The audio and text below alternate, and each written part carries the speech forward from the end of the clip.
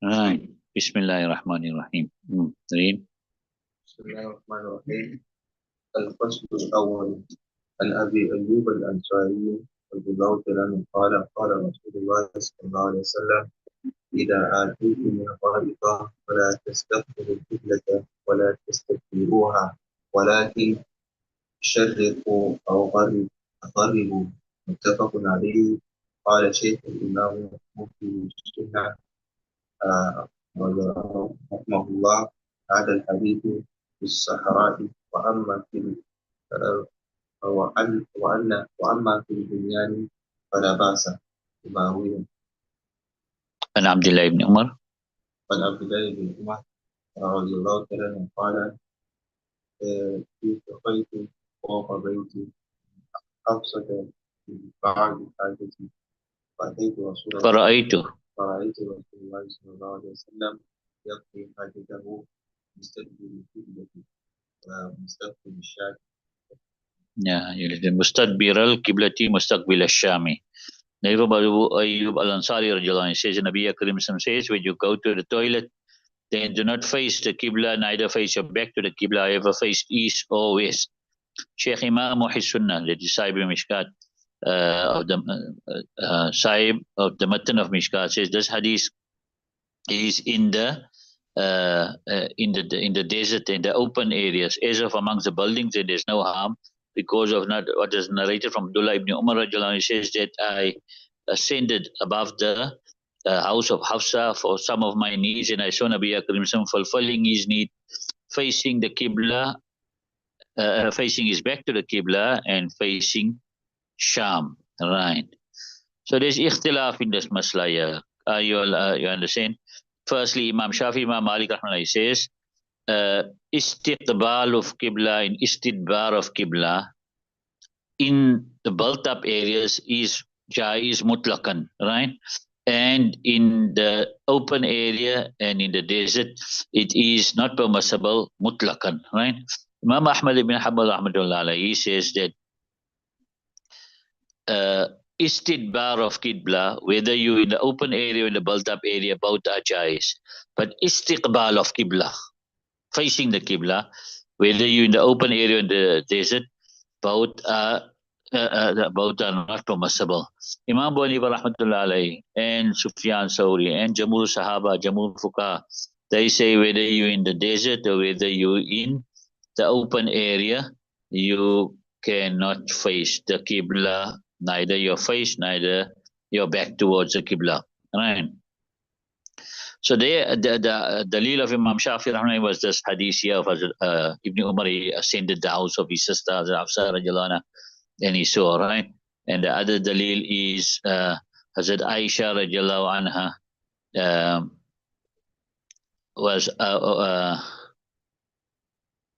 it was mentioned that by her that Nabi Akram used to like that they must face their farj towards the Qibla.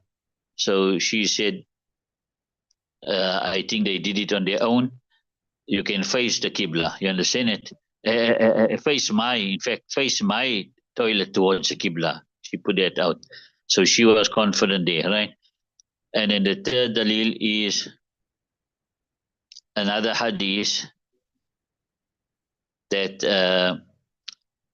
from Ibn Umar radiallahu anhu, he says that in the open area, istiqbal is not permissible, but when there's an obstacle in between, there is no harm.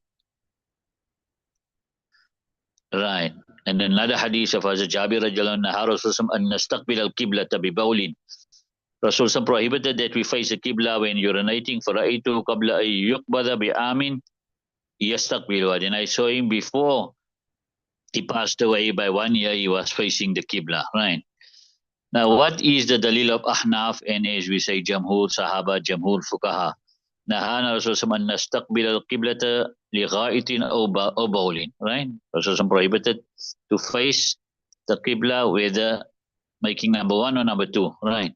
إذا أتيتم الغائط فلا تستقبلوا القبلة ولا تستدبروها لا يبولن أحدكم مستقبل القبلة.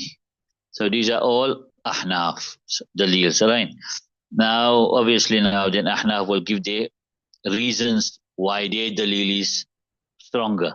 So firstly, Ahnaf says that their dalil is qawli. In other words, it's clear directions. Whereas the other dalils are fairly dalils, like he ascended the house of Hazrat, of his sister, you understand? And he saw why does a qawli dalil have preference here? Because a fairly dalil has got possibilities. And in this case, the possibility is that either this is the khususiyat of Nabi Karim Sallallahu Alaihi Wasallam, the speciality of Nabi Karim Sallallahu Alaihi Wasallam, that he was allowed. And this possibility is quite strong. The reason being is that Nabi Karim Sallallahu Alaihi Wasallam's body was pak, right? And even his fudalat is also pak that come out, right? So therefore, he would be allowed to face the Qibla, right? But that won't apply to others, right? And then the other point here also is mentioned is that Hazrat Ibn Umar radiallahu anhu, obviously now he went there for Assam. Suddenly he saw Nabi Akram Sam, and now obviously he saw him fulfilling his need. Now there's not a place where you go and look properly. Somebody's busy in the toilet, you go in and look which way he's facing. So he could have made a mistake there also with the direction, right? The second reason of tarjih for Ahnaf is that Ahnaf's dalil shows hurmat, and the other dalil show permissibility. And when there's a clash between hurmat and permissibility, you give preference to hurmat, right? Then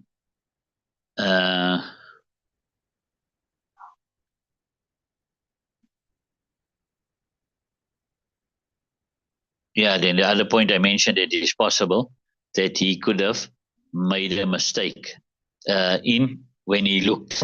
You understand it? Right. Sharriku or Gharibu, either face east or face west. This ruling will be for the people of Medina. So each area must now look at their own which way is the Qibla.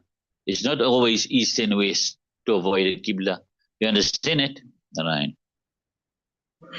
عن سلمان رضي الله عنه قال كان يعني رسول الله صلى الله عليه وسلم أن نستقبل قبلة بغيت الأذن أو نستنجي باليمين أو نستنجي بأقل من 3 أحجار أو نستنجي برجيء أو بإذن. Then Moses Salman said, Nabi Akram forbade us that we face the Qibla when doing number 2 or number 1, or that we make istinja with the right hand, or we make istinja with less than 3 stones, or we make istinja with dung or with bone. Right. So, because of this hadith here now, and maybe some other hadiths, some Shawafi and Ahli Zawair, they say if you make istinja with the right hand, then you are not clean. Even if you clean, you are not clean. Jamhur say no. The istinja with the right hand is because of the honor that's given to the right hand, and therefore you use your right hand for all good things, and then use your left hand to do all the dirty work. So therefore, istinja with the right hand is makruh, and nevertheless, if you did clean yourself with the right hand, you do become clean. Cleanliness is achieved, right? And then the reason also being is that a person now makes istinja with the right hand, and then after that he goes to eat with the right hand. That smell, you understand? So that is also not pleasant, right? Then to make istinja with less than 3 stones, right? So here there's 3 things they say. First thing is cleansing the place. Second thing is using 3 stones. And the third thing here is that to use the stones in odd numbers. So I use 3, 5, 7. You understand? Imam Shafi rahmatullah, Imam Ahmad ibn Hanbal rahmatullah, they say using 3 stones is wajib, and using odd numbers is wajib, and cleansing the place is wajib. All 3 are wajib there, they say. You understand it? Imam Malik and Imam Bani rahmatullah says cleansing the place is wajib. Using 3 stones or using stones in odd numbers is mustahab. The main thing is cleansing of the place. So Imam Shafi and Imam Ahmad, they say all 3 is wajib. They have to do all 3. And Imam Banifa and Imam Malik says cleansing the place is wajib, but using 3 stones and using it in odd numbers is mustahab. And then Shawafi and Hanabila's dalil is the same hadith. أو أن نستنجي بأقل لا من 3 أحجار. Shouldn't use less than 3 stones, right? And then the other hadith is man istajmara falyutir. You understand? Whoever is making istinja, then he should make istinja in odd numbers. All right, and there are other hadiths also. Nevertheless, Ahnaf and Malikiya, they take other riwayat. Man fa'ala faqad ahsana wa man la fala haraja. Whoever did that, then he has done well. And whoever didn't do that, then there is no harm. So that shows istihbab. You understand? There's istihbab to use 3 stones and to use it in odd numbers. So what answer do we give to this hadith here? We say that this, according to our according to our mazhab, it's also mustahab to use 3. You understand? To use 3 stones, and we say those hadiths the same. Mustn't use less than 3 stones is carried on istihbab. So then, by doing that, if you carry it on istihbab, then the ta'aruz which is between the different hadiths now will be removed, because you're saying those hadiths which are use telling you must use 3 stones istihbaban, and those hadiths tell you no, if you did it, well and good. If you didn't do it, no problem. You understand? Doesn't go against that, right? And then even according to Imam Shafi rahmatullah alayhi, he says if it's 1 stone's got 3 sides, then you can use that in place of 3 stones.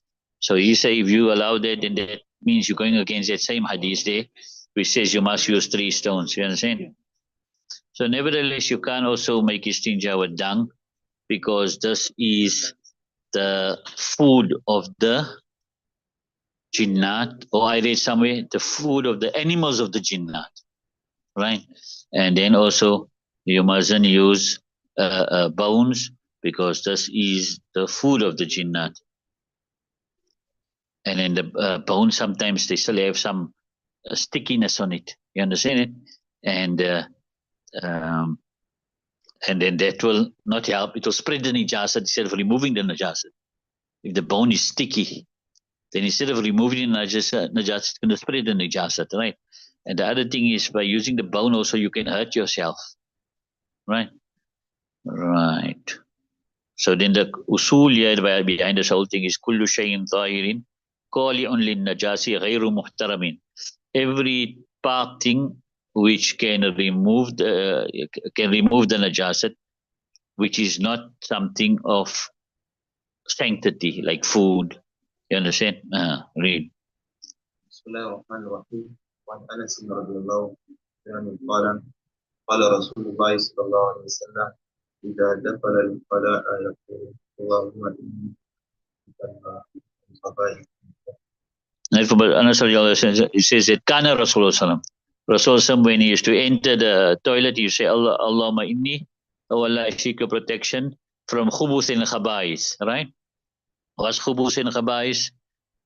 So when you go into the toilet, you go in with the left foot, and so before you go in the toilet, you make this dua. If you enter the toilet already, you read the dua in your mind only. Now you can't read the dua, right? And if you are you're relieving yourself in the open area, then before you remove your clothes, you make your dua. You got that? Right.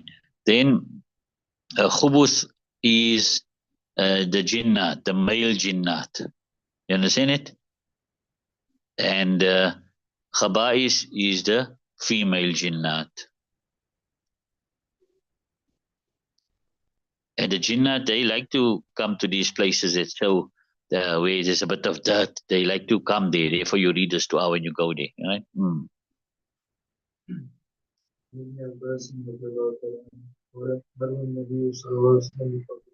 ولكنهما يعذبان ولا يعذب. Okay, leave it till later now because this is a whole new section.